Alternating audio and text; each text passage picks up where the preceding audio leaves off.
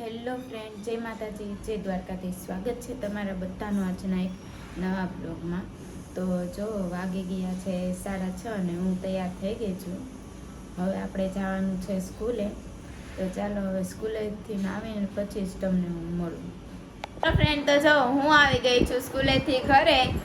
અને જો ઘરે આવીને પહેલાં તો સૌથી પહેલાં કામ કરવાનું છે પેટ ગુંજાનું.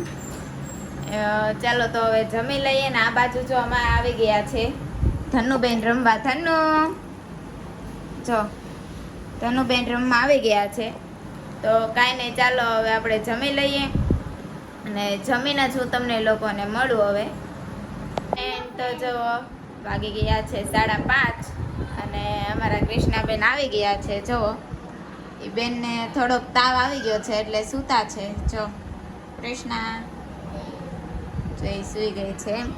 એને ભાઈ થોડોક તાવ આવી ગયો છે એટલે. અને આપણે પણ જો વિડીયો અપલોડ ને એવું બધું કરી નાખ્યું છે. જો તમે જોયો ન હોય ને મારો બ્લોગ તો એ પહેલાં જોઈ આવો.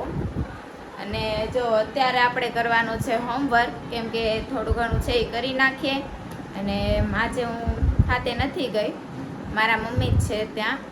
તો ચાલો હવે આપણે હોમવર્ક પતાવી દઈએ. અને આજે કંઈક જમવાનો અલગ પ્લાન છે, કંઈક જવાનો. તો કાંઈ નહીં, ચાલો બન્યા રહેજો આગળના બ્લોગમાં.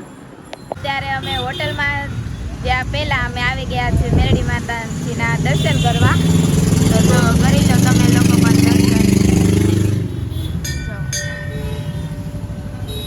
તો ચાલો હવે આપણે હોટલમાં જઈને મળીએ.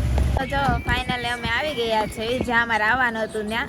અને જો અહીંયા વેટિંગમાં નામ બોલે છે બધા. અમે ક્યારના બેઠા છે બીજો આ બાજુ. અને આ ભાઈ જો સ્નેપનું કામ કરે, ગમે ત્યાં જાય છે.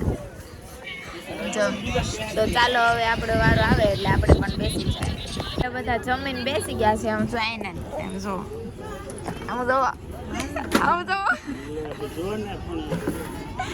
એને શરમ લાગે થોડીક વાર કાંઈક એને આવું. જો બધા બેસી ગયા છે જમવા.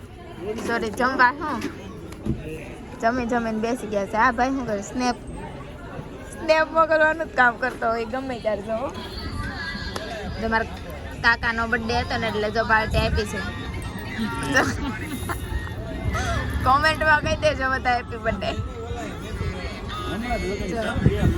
કાંઈ નહીં, તો ચાલો હવે બન્યા રહેજો આગળના વ્લોગમાં.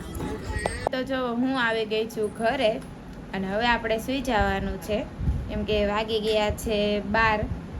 તો હવે આપણે નવા બ્લોગ સાથે, નવી સવાર સાથે કાલે મળીશું. ત્યાં સુધી જય માતાજી, જય દ્વારકાધીશ. અને જો તમને મારો બ્લોગ ગમ્યો હોય તો લાઈક, શેર અને સબસ્ક્રાઈબ કરવાનું ભૂલતા નહીં.